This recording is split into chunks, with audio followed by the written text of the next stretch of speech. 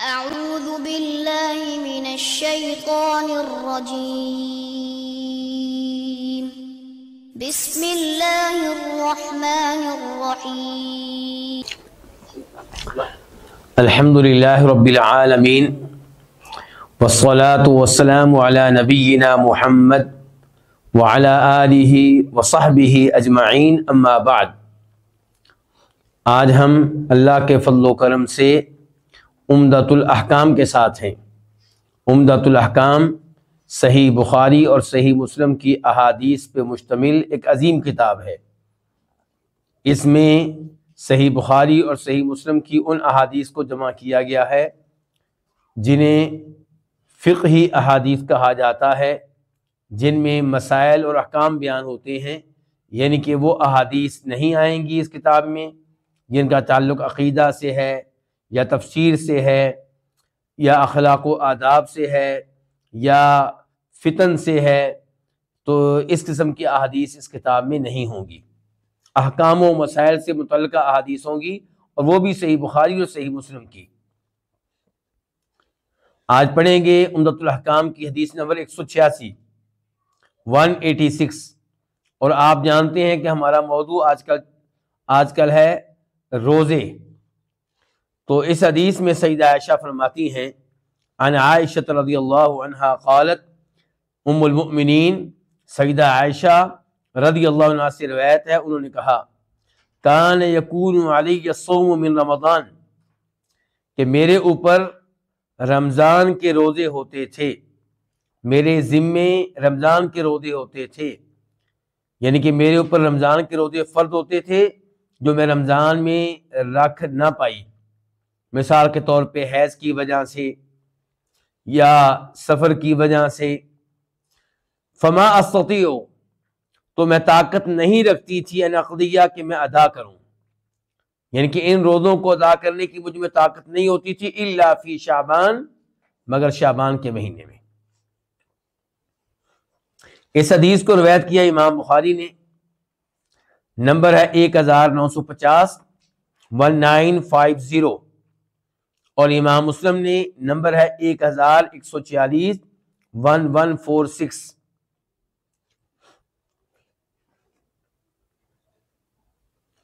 امام مسلم رحمہ اللہ جب اس حدیث کو روایت کرتے ہیں تو اس حدیث کے آخر میں یہ الفاظ ہیں، وَذَلِكَ لِمَكَانِ رسول اللہ صلی اللہ علیہ وسلم، کہ میں یہ روزے شعبان سے پہلے کیوں نہ رکھ پاتی، اس لیے کہ نبی علیہ السلام موجود ہوتے تھے۔ کیا مطلب؟ اشارہ ہے اس بات کی طرف کہ میں آپ کی بیوی تھی، خامن جب گھر میں موجود ہو تو کبھی بھی خامن بیوی کی اس کو ضرورت پڑ سکتی ہے، ہو سکتا ہے اس سے کوئی تعلق قائم کرنا چاہے، تو اس لیے پھر میں وہ روزے نہیں رکھتی تھی۔ البتہ جب رمضان آنے لگتا تو رمضان سے پہلے شعبان کا مہینہ ہوتا۔ شعبان کا نمبر کیا ہے اسلامک مہینوں میں؟ 8واں مہینہ، اور رمضان ہے 9واں مہینہ، یعنی کہ 9۔ تو میں شعبان میں روزے رکھتی تھی، تو شعبان میں کیا نبی علیہ السلام سفر پہ چلے جاتے تھے؟ کیوں جی؟ اس کا جواب یہ ہے کہ شعبان میں نبی علیہ السلام خود کثرت سے روزے رکھتے تھے، تو آپ چونکہ خود روزے کی حالت میں ہوتے تھے تو سیدہ عائشہ کے لیے اس مہینے میں اپنے ان روزوں کی قضا کرنا آسان ہو جاتا تھا جو رمضان میں رہ گئے ہوتے تھے۔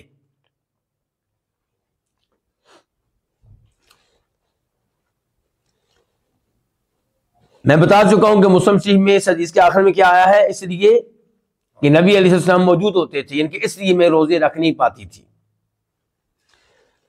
جبکہ صحیح بخاری میں کیا الفاظ آئے ہیں؟ صحیح بخاری میں آیا ہے کہ قال یحییٰ، یحییٰ کہتے ہیں، اور یحییٰ سے مراد اس حدیث کے راوی ہیں یحییٰ بن سعید الانصاری، اور یہ یحییٰ وہ ہیں جنہوں نے یہ حدیث لی ہے ابو سلمہ بن عبد الرحمن سے، ابو سلمہ بن عبد الرحمن بن عوف، اور ابو سلمہ نے یہ حدیث سنی ہے سیدہ عائشہ سے۔ سیدہ عائشہ سے کس نے سنی؟ ابو سلمہ نے.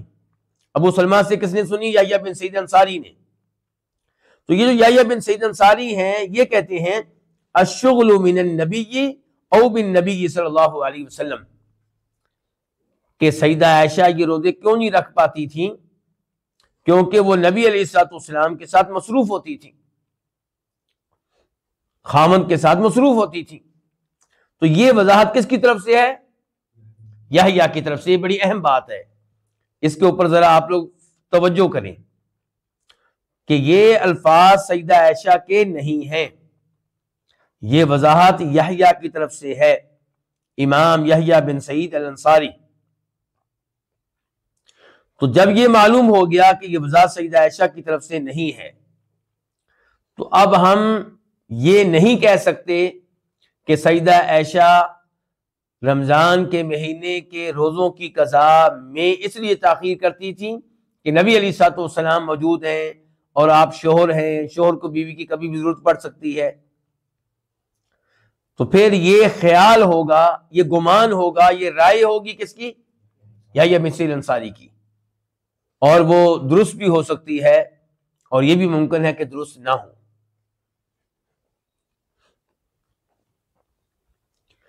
جو علماء کرام اس رائے کو درست نہیں مانتے ان کا موقف یہ ہے کہ نبی علیہ السلام کی ایک وائف نہیں تھی. کتنی بیویاں تھیں آپ کی؟ ایک وقت میں کم از کم 9 رہی ہیں، اور آپ باری باری ہر بیوی کے گھر میں جاتے تھے. تو سیدہ عائشہ کی آپ کو ضرورت پڑتی تھی 9 دنوں کے بعد، یا آپ کہہ لیں 8 دنوں کے بعد. اگر آپ یہ کہیں کہ سیدہ عائشہ کے پاس 2 راتیں ہوتی تھی، سیدہ سودا کی بھی اور اپنی بھی. تو اس لحاظ سے یہ وجہ اور یہ سبب کہ روزوں سے میں اس لیے لیٹ ہوتی تھی کہ نبی علیہ الصلوۃ والسلام موجود ہوتے تھے، تو یہ سبب کو اتنا معقول محسوس نہیں ہوتا.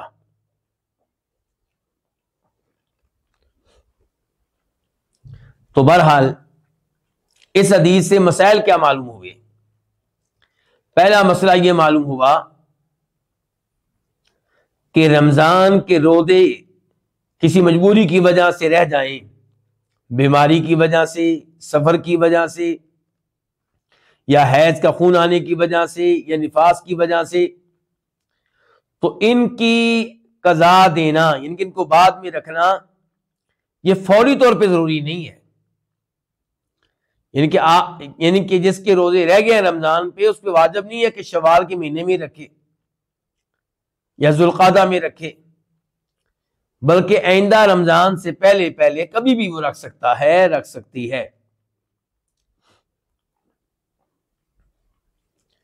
دوسرا مسئلہ اس حدیث کے تعلق سے یہ بیان کرنا چاہوں گا کہ بہتر کیا ہے، افضل کیا ہے کہ ان روزوں کی قضا دینے میں جلدی کی جائے اور تاخیر سے بچا جائے. کیوں؟ کیونکہ یہ روزے آپ کے ذمے واجب ہیں، یہ اللہ تعالیٰ کا آپ کے ذمے قرض ہے. معلوم نہیں کب موت کا فرشتہ آ جائے، تو فوت ہونے سے پہلے پہلے یہ فرض ادا کر لیا جائے. اللہ تعالیٰ فرماتے ہیں قرآن حکیم میں نیک لوگوں کا تذکرہ کرتے ہوئے کہ اولئک یسارعون فی الخیرات وہم لہا سابقون، کہ اللہ کے نیک بندے خیر کے کاموں میں تاخیر نہیں کرتے بلکہ جلدی کرتے ہیں، خیر کے کام کرنے میں سستی نہیں کرتے بلکہ وہ یہ کام جلد سے جلد کرنے کی کوشش کرتے ہیں.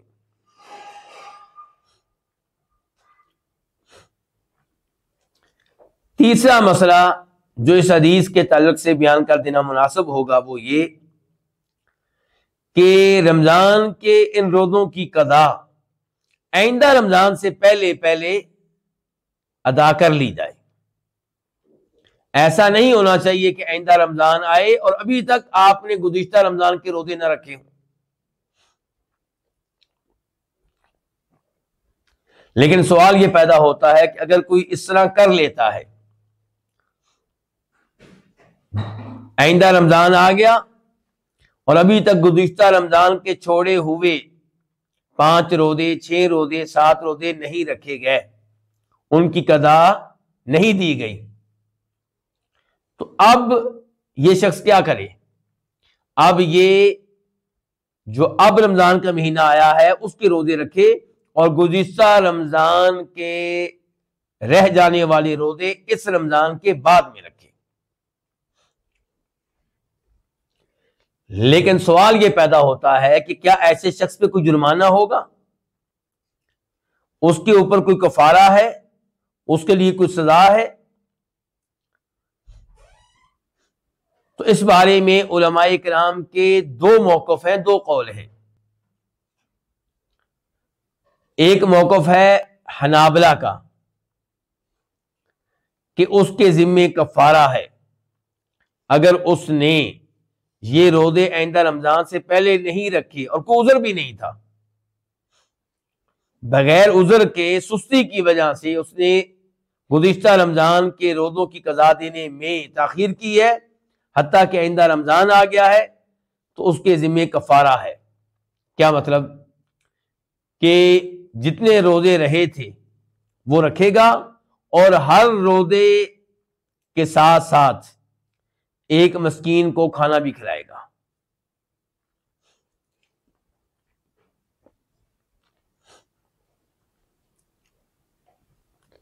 امام بخاری فرماتے ہیں اپنی صحیح بخاری میں کہ وَيُذْكَرُ عَنْ أَبِي هُرَيْرَةَ مُرْسَلًا وَابْنِ عَبَّاسٍ أَنَّهُ يُطْعِمُ، کہ ابو ہریرہ رضی اللہ عنہ سے یہ مروی ہے، یہ منقول ہے، اگرچہ سند اتنی مضبوط نہیں ہے، اور عبداللہ ابن عباس سے بھی منقول ہے کہ ایسا شخص ہر روزے کے بدلے میں کیا کرے گا؟ ایک مسکین کو کھانا کھلائے گا۔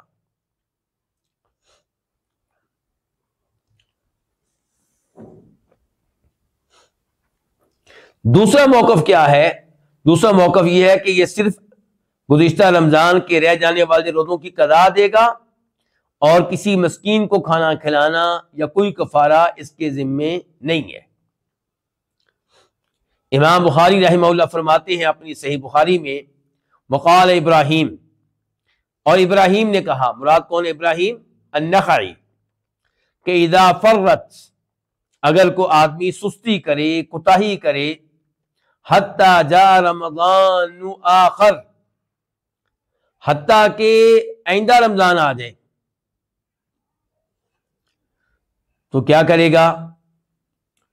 کہتے ہیں کہ وہ روزے رکھے گا وَلَمْ يَرَ عَلَيْهِ طَعَامًا، اور ابراہیم نخعی نے اس کے بارے میں یہ فتویٰ نہیں دیا کہ وہ قضا کے ساتھ ساتھ ہر روزے کے بدلے میں ایک مسکین کو کھانا کھلائے، ایسا کوئی فتویٰ ابراہیم نخعی نے نہیں دیا۔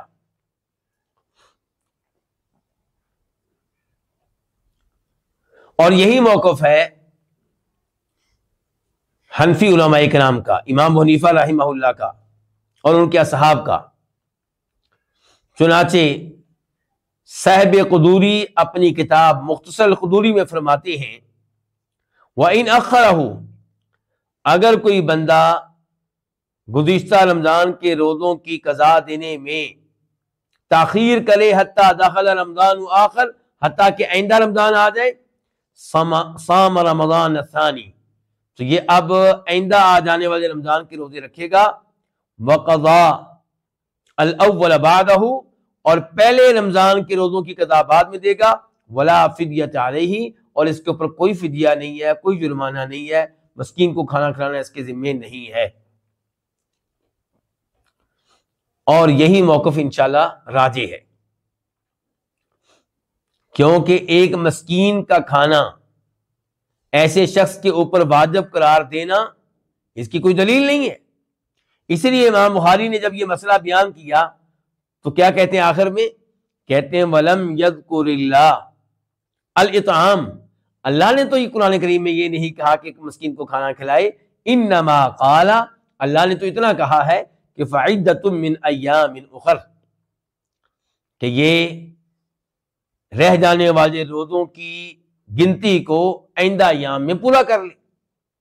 اللہ نے یہ نہیں کہا کہ اگر ایک سال تک وہ قضا نہ دے سکے تو پھر اس کے ذمے کفارہ ہے یا فدیہ ہے یا ایک مسکین کو کھانا کھلانا ہے، ایسی کوئی بات اللہ تعالی نے نہیں کہی۔ اور انشاءاللہ یہی مسلک اور یہی موقف راجح ہے جس کو امام بخاری نے اختیار کیا ہے، اور جیسا کہ آپ جانتے ہیں کہ ہم سلفی لوگ، ہم اہل الحدیث اللہ کے فضل و کرم سے اندھی تقلید کیے بغیر دلیل کے ساتھ ہوتے ہیں. تو کبھی ہم امام ابو حنیفہ رحمہ اللہ کے ساتھ کھڑے ہوتے ہیں، کبھی امام شافعی کے ساتھ، کبھی امام مالک کے ساتھ، کبھی امام احمد بن حنبل کے ساتھ. اور یہاں پہ ہم کس کے ساتھ ہیں؟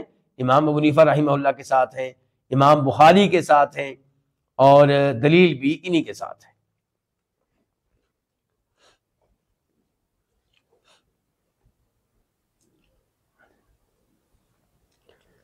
حدیث نمبر 187 187 عن عائشہ رضی اللہ عنہا. اس حدیث کی راویہ بھی ام المؤمنین سیدہ عائشہ رضی اللہ عنہا ہے کہ ان رسول اللہ صلی اللہ علیہ وسلم قال، کہ بے شک رسول اللہ صلی اللہ علیہ وسلم نے فرمایا، من مات، جو فوت ہو جائے، وعلیہ صیام، اور اس کے ذمے روزے ہوں. صیام یہ مصدر ہے، تو اس لیے یہ اسی طرح رہے گا، چاہے ایک روزے کی بات کرنی ہو، چاہے 2 روزوں کی بات کرنی ہو، چاہے 3 روزوں کی بات کرنی ہو، کیونکہ مصدر واحد تسنیہ جمع کے لیے ایک چیز رہتا ہے. تو من ماتا، تو جو فوت ہو جائے اور اس کے ذمے صیام، کوئی روزہ ہو، صام عنہ ولیہ، تو اس کی طرف سے روزے رکھے گا، روزہ رکھے گا. کون ولی ہو؟ اس کا ولی، یعنی کہ اس کا وارث، جو اس کی جائیداد کا وارث بن رہا ہے اس کے فوت ہونے کے بعد، تو وہی اس کے روزے بھی رکھے گا. اس حدیث کو روایت کے امام بخاری نے، نمبر ہے 1952 1952، اور اس حدیث کو بیان کیا امام مسلم نے، نمبر ہے 1147 1147، وَأَخْرَجَهُ ابو داود. ہماری کتاب کے مؤلف کہہ رہے ہیں، ہماری کتاب سے مراد کون سی کتاب ہے؟ عمدۃ الاحکام. اس کے مؤلف کہہ رہے ہیں، اور وہ کون ہے؟ شیخ عبد الغنی المقدسی رحمہ اللہ. کہتے ہیں وَأَخْرَجَهُ ابو داود، اس حدیث کو امام ابو داود رحمہ اللہ نے بھی روایت کیا ہے. بھئی یہ آپ ہمیں کیوں بتا رہے ہیں؟ آپ نے تو ہمیں بتانا تھا کس کے بارے میں؟ صحیح بخاری اور صحیح مسلم کے بارے میں. تو جواب یہ ہے کہ یہاں پہ کوئی خاص وجہ ہے. کہتے ہیں اس حدیث کو روایت کیا امام ابو داؤد نے، اور نمبر ہے اس کا 2400 وقال، اور امام ابو داؤد رحمہ اللہ فرماتے ہیں اس حدیث کو بیان کرنے کے بعد، ھذا فی النذر خاصہ، کہ یہ جو آپ نے کہا ہے کہ کسی کے روزے رہ جائیں اور وہ فوت ہو جائے تو اس کے وارث اس کی طرف سے روزے رکھیں، اس سے مراد سب روزے نہیں ہیں، اس سے مراد وہ روزے ہیں جن کو نظر کے روزے کہا جاتا ہے، منت کے روزے. کسی نے منت مانی تھی کہ مجھے اللہ نے شفا دے دی تو میں 5 روزے رکھوں گا، شفا اللہ نے اس کو دے دی، نہیں رکھ سکا، تو یہ روزے کون رکھیں گے؟ اس کے وارث. کسی نے منت مانی تھی اللہ نے مجھے اگر عمرہ کرا دیا تو میں روزے رکھوں گا، کتنے؟ 10. اللہ نے عمرہ کرا دیا، منت کے روزے اس کے ذمہ باقی ہے، نہیں رکھ سکا، تو اب یہ روزے کون رکھے گا؟ اس کے وارث رکھیں گے. یہ کون کہہ رہے ہیں؟ امام ابو داؤد رحمہ اللہ کی رائے ہے، ان کا موقف ہے.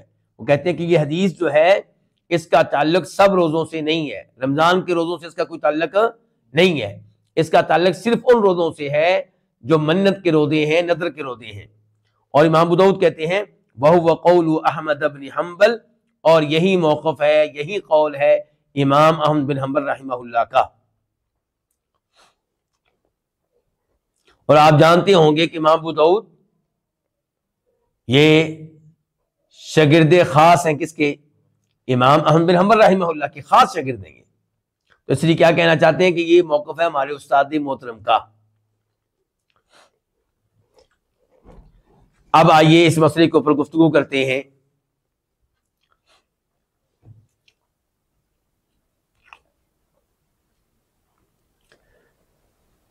کہ کیا وہ آدمی جو فوت ہو جائے اور اس کے ذمے روزے ہوں تو کیا اس کے روزوں کی بعد والے قضا دیں گے یا نہیں دیں گے؟ اس بارے میں علماء کرام کے 3 اقوال ہیں۔ پہلا قول کہ میت کے روزوں کی قضا نہیں دی جائے گی،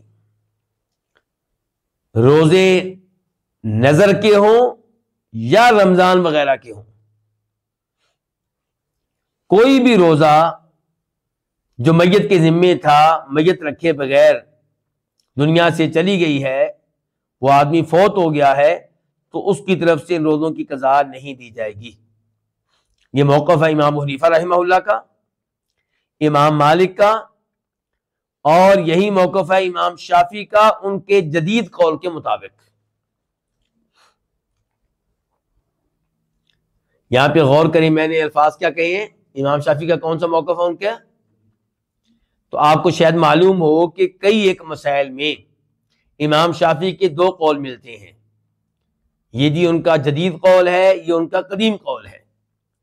امام شافعی رحمہ اللہ نے کسی زمانے میں فتاویٰ دیے، پھر ان فتاویٰ کے بعد ان کو مزید علم لینے کا موقع ملا، مزید احادیث لینے کا موقع ملا، تو کئی ایک مسائل میں ان کی رائے تبدیل ہوئی، ان کے اقوال تبدیل ہوئے۔ تو اس سے کیا پتا چلا کہ انبیاء کرام علیہ السلام کے علاوہ کوئی حجت نہیں ہے، حجت صرف نبی علیہ السلام ہے، آپ وہ ہیں جن کی ہر بات حرف آخر ہے۔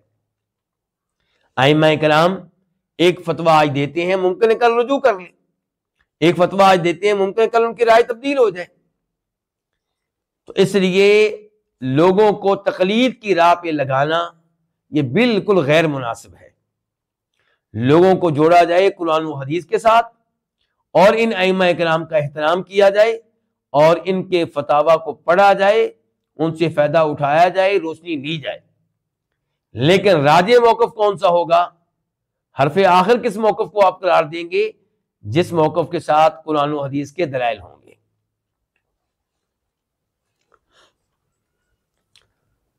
دوسرا موقف یہ ہے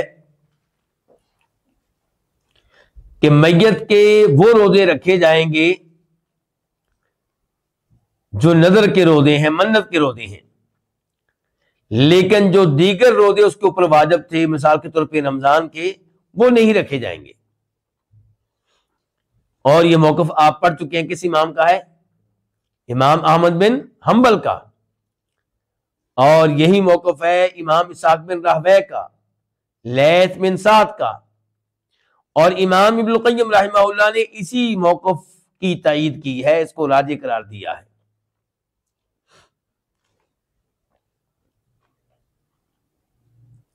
تیسرا موقف یہ ہے کہ میت کے ذمے جو بھی روزے ہیں وہ سب کے سب رکھے جائیں گے، سب کی قضا دی جائے گی، وہ نظر کے روزے ہوں یا وہ رمضان کے روزے ہوں۔ یہ موقف ہے کس کا؟ امام ابو ثور کا، محدثین کا۔ امام ابن حزم نے اس موقف کو راجح قرار دیا،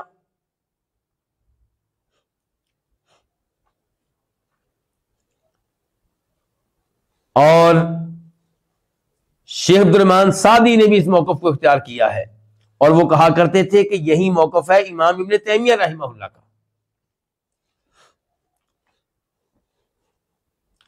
تو اب ہمارے پاس کتنے قول ہو گئے؟ 3۔ پہلا قول کیا تھا کہ میت کے روزے بعد والے لوگ نہیں رکھیں گے۔ اچھا، تو کیا کریں گے ویسے؟ وہ مراد یہ ہے کہ اس کی طرف سے ہر روزے کے بدلے میں ایک مسکین کو کھانا کھلا دیا جائے گا، یہ مقصد ہے ان لوگوں کا۔ روزے نہیں رکھے جائیں گے، اس کی کیا دلیل ہے؟ اس کے دلائل میں سے ایک دلیل اللہ تعالیٰ کا یہ فرمان ہے سورہ نجم آیت نمبر 39 وَأَن لَّيْسَ لِلْإِنسَانِ إِلَّا مَا سَعَىٰ، اور انسان کے لیے وہی ہے جس کی خود وہ کوشش کرے، محنت کرے، یعنی کہ انسان کے وہی اعمال اس کے کام آئیں گے جو خود وہ کر کے گیا ہے، جس میں خود اس کی محنت شامل ہے، یعنی کہ کسی کا عمل اس کے کام نہیں آئے گا۔ تو اس سے پتا چلا کہ بعد والے روزے رکھیں تو میت کو فائدہ نہیں ہوگا۔ لیکن ان لوگوں کی یہ دلیل درست نہیں ہے۔ پھر یہ کیوں کہتے ہیں کہ بعد والے اس کی طرف سے کھانا کھلا دیں؟ تو کھانا کھلانے کا فائدہ کیوں ہوگا پھر؟ اگر آپ اس ایسے مسئلہ اخذ کرتے ہیں کہ وَلَيْسَ لِلْإِنسَانِ إِلَّا مَا سَعَىٰ، کہ انسان کے لیے نہیں ہے مگر وہ جس کی وہ خود محنت کرے، کوشش کرے، تو پھر اس کی طرف سے کھانا کھلایا جائے ایک مسکین کو ہر روزے کے بدلے میں، یہ کیوں کر درست ہوگا؟ اگر آپ یہ کہیں کہ وہ مالی عبادت ہے اس لیے ٹھیک ہوگا، اور یہ جسمانی عبادت ہے کون سی؟ روزے، تو یہ ٹھیک نہیں ہوں گے، تو پھر ہمارا آپ لوگوں سے ایک اور سوال ہے کہ آپ تو وہی ہیں نا جو کہتے ہیں کہ اگر کوئی میت کی طرف سے تلاوت کر کے اس کو بخش دے تو وہ بھی ٹھیک ہے، جبکہ ہم آپ کو روکتے رہے کہ تلاوت اپنی اپنی، کسی کی تلاوت کا کسی کو فائدہ نہیں ہوتا، کسی کی نمازوں کا کسی کو فائدہ نہیں ہوتا۔ دوسری ان لوگوں کی دلیل یہ ہے، یہ کون لوگ ہیں بھلا جو کہتے ہیں کہ میت کی طرف سے کسی قسم کا روزہ نہیں رکھا جائے گا؟ ان کی دوسری دلیل یہ ہے کہ عبداللہ ابن عباس فرماتے ہیں کہ لا یصلی احد عن احد، کوئی کسی کی طرف سے نماز نہ پڑھے، ولا یصوم احد عن احد، اور کوئی کسی کی طرف سے روزے نہ رکھے۔ اس کو روایت کیا امام نسائی نے اپنی حدیث کی کتاب الکبریٰ میں، اور انشاءاللہ اس کی سند ٹھیک ہے۔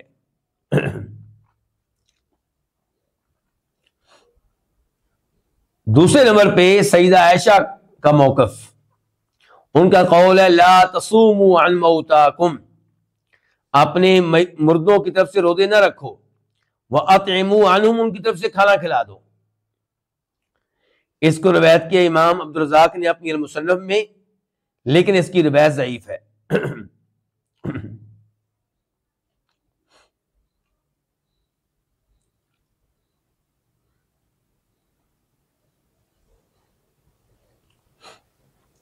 اب ہم نے ان لوگوں سے سوال کیا کہ آپ لوگوں نے کتنی بڑی جرأت اور جسارت کی ہے، حدیث کہہ رہی ہے کہ بعد والے روزے رکھیں اور آپ لوگ کہہ رہے ہیں کہ نہیں، تو حدیث کا کیا کریں گے؟ آپ لوگ کہتے ہیں کہ اس کی ہم تعویل کریں گے۔ کیا تعویل کریں گے؟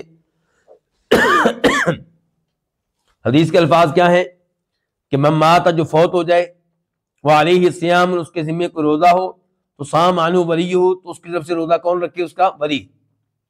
کہتے ہیں اس کا مطلب یہ ہوگا کہ اگر کوئی فوت ہو گیا ہے، اس کے ذمے کوئی روزہ ہے، تو اس کے وارث اس کی طرف سے کوئی ایسا کام کرے جو روزے کے قائم مقام ہو، اور وہ کیا ہے؟ کھانا کھلانا، مسکین کو کھانا کھلانا۔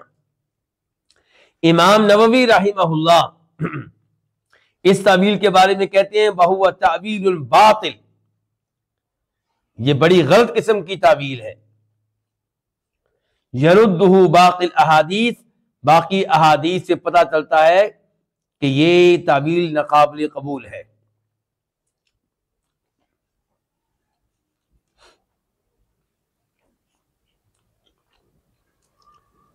دوسرا موقف ان علماء کرام کا تھا جو کیا کہتے ہیں،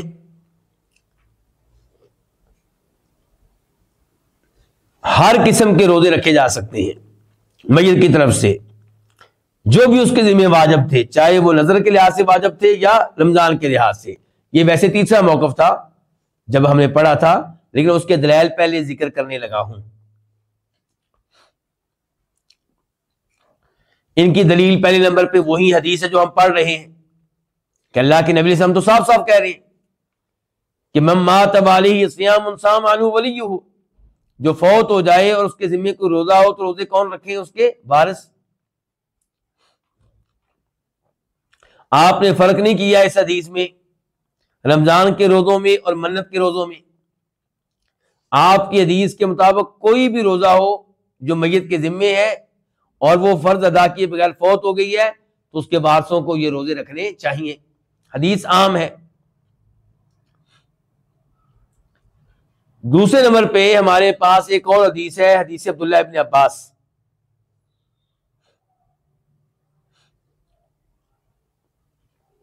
اور یہ حدیث تھوڑی دیر کے بعد ہم تفصیل سے پڑھیں گے، فی الحال مفہوم بتا دیتا ہوں کہ ایک آدمی آیا نبی علیہ الصلوۃ والسلام کے پاس اور اس نے کہا اللہ کے رسول، میری والدہ فوت ہو گئی ہیں اور ان کے ذمے 1 مہینے کے روزے تھے، تو کیا میں ان کی طرف سے ان روزوں کی قضا دوں، ادائیگی کر دوں؟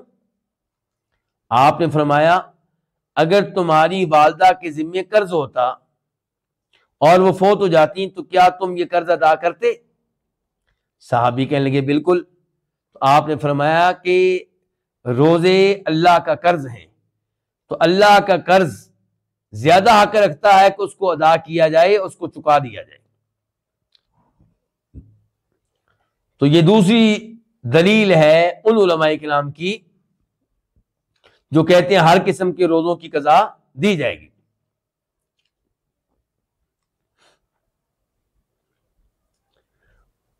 اور تیسرے نمبر پہ حدیث ہے بریدہ رضی اللہ عنہ کی. وہ کہتے ہیں کہ ایک عورت آئی نبی علیہ الصلوۃ والسلام کے پاس، اس نے کہا اللہ کے رسول انہ کان علیہا صوم شہر، میری ماں کے ذمے 1 مہینے کے روزے تھے، افاصوم عنہا، کیا یہ روزے میں رکھ لوں؟ بیٹی کہہ رہی ہے. قال صومی عنہا، تم اپنی والدہ کی طرف سے روزے رکھ لو. اس حدیث کو امام مسلم نے روایت کیا، نمبر ہے 1149 1149.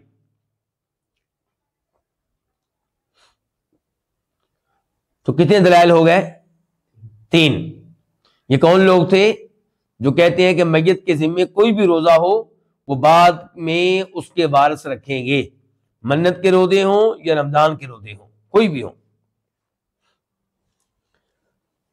تیسرے نمبر پہ ہیں وہ علماء کرام جو فرق کرتے ہیں، جو کہتے ہیں کہ نظر کے روزے اگر میت کے ذمے ہوں تو وہ رکھے جائیں گے اور رمضان کے روزے ہوں تو وہ نہیں رکھے جائیں گے. اور آپ جان چکے ہیں کہ یہ موقف امام احمد بن حنبل کا ہے، امام ابو داؤد رحمہ اللہ کا ہے، امام ابن القیم رحمہ اللہ نے بھی اس کی تائید کی ہے. کیا دلیل ہے جی آپ لوگوں کی؟ کہتے ہیں کہ جب ہم نے یہ کہا تھا کہ نظر کے روزے رکھے جائیں تو اس کی دلیل وہی حدیث ہے جو اس وقت ہم پڑھ رہے ہیں، کیا کہ من مات وعلیہ صیام صام عنہ ولیہ، کہ اگر کوئی فوت ہو جائے اس کے ذمے روزہ ہو تو روزے کون رکھے؟ اس کے وارث رکھے. تو اس وجہ سے ہم کہتے ہیں کہ منت کے روزے رکھے جائیں. اور ہم رمضان کے روزے کیوں نہیں مانتے؟ اس لیے کہ عبداللہ ابن عباس کی حدیث ہے. کون سی حدیث؟ وہی جو بھی اوپر ہم نے پڑھی کہ ایک آدمی آپ کے پاس آیا کہ میری والدہ فوت ہو گئی ہیں، ان کے ذمے 1 مہینے کے روزے ہیں، کیا وہ روزے میں رکھوں؟ آپ نے فرمایا رکھو، اللہ کا قرض ادا کرو. تو اس حدیث کی ایک روایت میں آیا ہے کہ وہ نظر کے روزے تھے، منت کے روزے تھے. کون سے روزے تھے؟ ان کے وعلیہا صوم نذر، وہ نذر والے روزے تھے.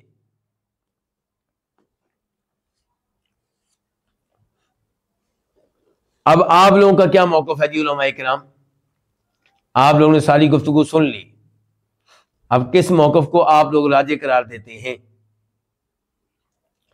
تو راجح موقف یہ ہے کہ ہر قسم کے روزے میت کی طرف سے رکھے جا سکتے ہیں، وہ منت کے روزے ہوں یا رمضان کے روزے ہوں. دلیل وہی حدیث جو ابھی ہم نے پڑھی ہے کہ من مات وعلیہ صیام صام عنہ ولیہ، جو فوت ہو جائے اور اس کے ذمے کوئی روزہ ہو تو یہ روزہ کون رکھے؟ اس کے وارث رکھے.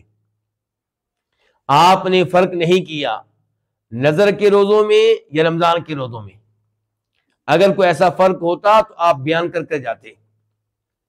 اگر کوئی یہ کہے جی عبداللہ ابن عباس کے حدیث میں آیا ہے کہ ایک عورت آئی تھی اور اس نے کہا تھا کہ میری والدہ کے ذمے نظر کے روزے ہیں، تو ہمارا سوال یہ ہے، ہمارا اعتراض یہ ہے کہ اس حدیث میں یہ کہاں پہ آیا ہے کہ اگر وہ عورت کہتی رمضان کے روزے تھے تو آپ نے کہنا تھا نہیں. اس میں تو ایک واقعہ بیان کیا گیا ہے کہ وہ عورت آئی اور اس نے کہا میری والدہ کے ذمہ کون سے روزے ہیں؟ منت کے 1 مہینے کے روزے ہیں. تو آپ نے کہا رکھو. کیا اس میں یہ آیا ہے کہ اگر رمضان کے روزوں کے بارے میں وہ ذکر کرتی تو آپ نے کہنا تھا کہ یہ نہیں رکھ سکتے؟ سیدہ عائشہ والی حدیث جو ہم پڑھ رہے ہیں یہ باقاعدہ ایک قاعدے کی حیثیت رکھتی ہے، اصول کی حیثیت رکھتی ہے کہ کوئی بھی میت فوت ہو اور اس کے ذمہ روزے ہوں تو اس کے وارث رکھے. اس میں ہر قسم کے روزے آتے ہیں. آپ نے کہاں سے تخصیص کر دی اور کہہ دیا کہ نظر کے روزے منت کے روزے رکھے جا سکتے ہیں، رمضان کے نہیں؟ رمضان کے نہیں، اس کی دلیل کیا ہے؟ یہ ہمیں دلیل چاہیے، اور ایسی کوئی دلیل موجود نہیں ہے. جہاں تک تعلق ہے سیدہ عائشہ کی حدیث کا، ان کے قول کا کہ میت کی طرف سے روزے نہ رکھو، کھانا کھلاؤ، تو پہلی بات یہ کہ روایت ضعیف ہے. دوسرے نمبر پہ یہ صحابی کا فتویٰ ہے جو حدیث کے مقابلے میں ہے، تو ہم کس کو لیں گے؟ حدیث کو لیں گے. عبداللہ ابن عباس کا جو قول ہے اس کی بھی یہی صورتحال ہے کہ وہ صحابی کا قول ہے اور اس کے مقابلے میں حدیث ہے، تو ہم کس کو لیں گے؟ حدیث کو لیں گے.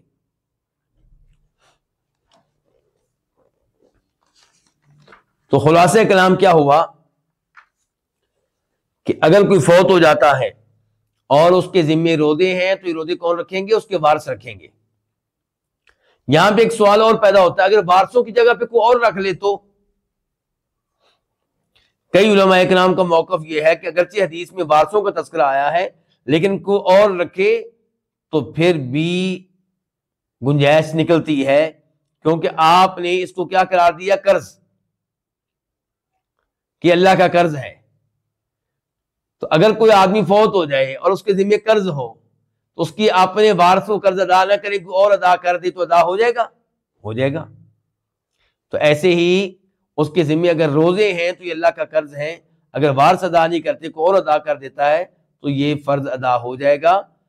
تو یہ قول بھی مضبوط قول نظر آتا ہے، اگرچہ احتیاط اسی میں ہے کہ روزے اس کے وارث ہی رکھے، اس کے وارثوں میں سے کوئی رکھ لے. کیا یہ ممکن ہے کہ فوت ہونے والے کے ذمہ مثال کے طور پہ 30 روزے ہوں تو اس کے 30 وارث ہوں تو سب ایک ایک روزہ رکھ لیں، ایک ہی دن میں رکھ لیں؟ جی ممکن ہے، کوئی اس میں کباہت نہیں ہے، کوئی کباہت نہیں ہے اس میں. اب ہم پڑھیں گے حدیث نمبر 188 عن عبداللہ بن عباس رضی اللہ عنہما، راوی کون؟ عبداللہ بن عباس رضی اللہ عنہما. قال جاء رجل النبی صلی اللہ علیہ وسلم فقال، ایک آدمی نبی علیہ السلام کے پاس آیا اور اس نے کہا یا رسول اللہ، اے اللہ کے رسول، ان امی ماتت وعلیہا صوم شہر، میری والدہ فوت ہو گئی ہیں اور ان کے ذمے 1 مہینے کے روزے ہیں. افاقضیہ عنہا، پس کیا میں ادا کر دوں یہ روزے عنہا ان کی طرف سے؟ قال، تو آپ علیہ الصلوۃ والسلام نے کہا لو کانا، اگر ہوتا، علی امی کا، تیری والدہ کے ذمے، دین، ان کو قرض، اکنت قاضیہ، کیا تو اس کو ادا کرنے والا تھا، عنہا اس کی طرف سے؟ قال نعم، صحابی کہنے لگے بالکل، اگر میری والدہ کے ذمہ قرض ہوتا تو میں نے ادا کرنا تھا. قال، تو آپ نے کہا فدین اللہ، تو اللہ کا قرض احق، زیادہ حق رکھتا ہے اس بات کا کہ ان یقضا، کہ اس کو ادا کیا جائے. اس حدیث کو روایت کے امام بخاری رحمہ اللہ نے، نمبر ہے 1953 1953، اور امام مسلم نے نمبر ہے 1148 1148.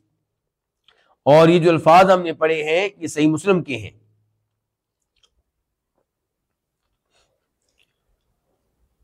وفی روایت، اور ایک روایت میں آیا ہے، مسلم شریف کی ایک روایت میں یوں آیا ہے کہ جات امرات النبی صلی اللہ علیہ وسلم، آپ کی طرف، آپ کے پاس کون آئی؟ ایک عورت آئی، پہلی روایت میں کیا تھا؟ مرد آیا. فقالت، تو اس عورت نے کہا یا رسول اللہ، اے اللہ کے رسول، ان امی ماتت، بے شک میری والدہ فوت ہو گئی ہیں، وعلیہا صوم نذر، اور ان کے ذمے نذر کے روزے ہیں، منت کے روزے ہیں. افا اصوم، پس کیا میں روزے رکھوں، عنہا، ان کی طرف سے، والدہ کی طرف سے. قال، تو آپ علیہ السلام نے فرمایا افرأیتی لو کان علی امک دین فقضیتہ، کہ مجھے یہ بتاؤ کہ اگر تمہاری ماں کے ذمے کو قرض ہوتا تو تم اس کو ادا کر دیتی. اکان یؤدی ذلک عنہا، تو کیا یہ قرض تمہاری والدہ کی طرف سے ادا ہو جاتا؟ قالت نعم، وہ لڑکی کہنے لگی بالکل. قال، تو آپ نے کہا فصومی عن امک، تم اپنی والدہ کی طرف سے روزے رکھ لو. تو یہ مسلم شریف کی روایت ہے، اس کا نمبر وہی ہے 1148 1148. تو اس حدیث میں تذکرہ آیا ہے کہ روزے کون سے تھے؟ نذر کے، منت کے. اور پہلی حدیث میں آیا کہ آنے والا مرد تھا، دوسری میں آیا عورت تھی. اب کئی علماء کرام کہتے ہیں کہ یہ ایک ہی حدیث ہے، یہ حدیث ایک ہی ہے. ممکن ہے مثال کے طور پہ لڑکی اور لڑکا، بہن بھائی ایک ساتھ آئے ہوں، تو کسی نے تذکرہ کر دیا، آدمی آیا تھا پوچھنے کے لیے، کسی نے تذکرہ کر دیا، کون آئی تھی؟ عورت آئی تھی.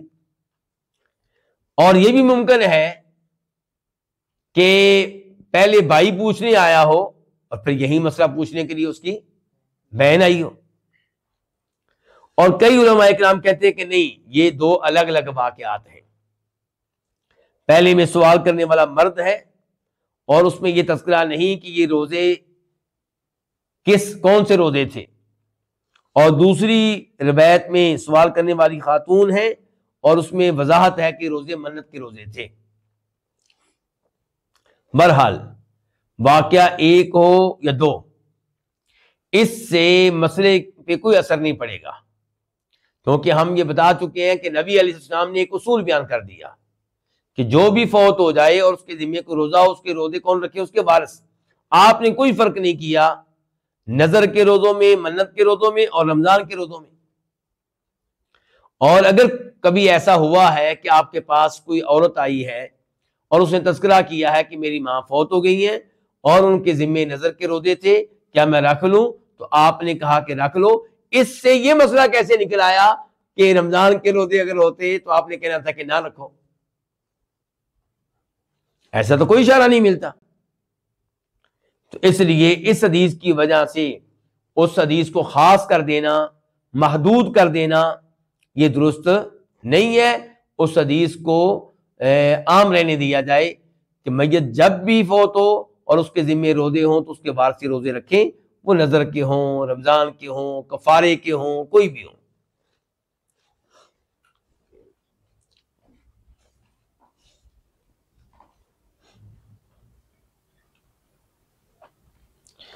ان حدیث سے بھی پتہ چلا کہ میت کے ذمے کوئی بھی قرض ہو اس کو ادا کرنا چاہیے.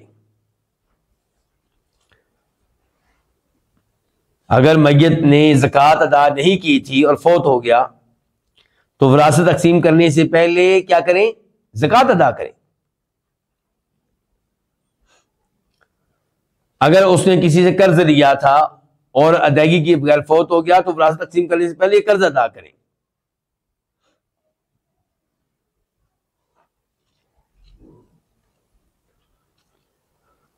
اس کے ساتھ ہی ہمارا آج کا درس اپنے اختتام کو پہنچا.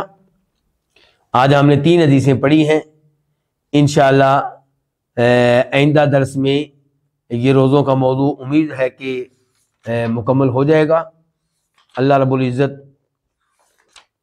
ہمیں قرآن و حدیث کی تعلیمات کے مطابق روزے رکھنے کی توفیق دے، اور آنے والا رمضان اللہ تعالی ہمیں پانے کی توفیق دے، اور جو پہلے سے ہم نے روزے رکھے ہیں وہ اللہ تعالی قبول فرمائے. وصلی اللہ تعالی علی نبینا محمد وعلی آلہ وصحبہ اجمعین.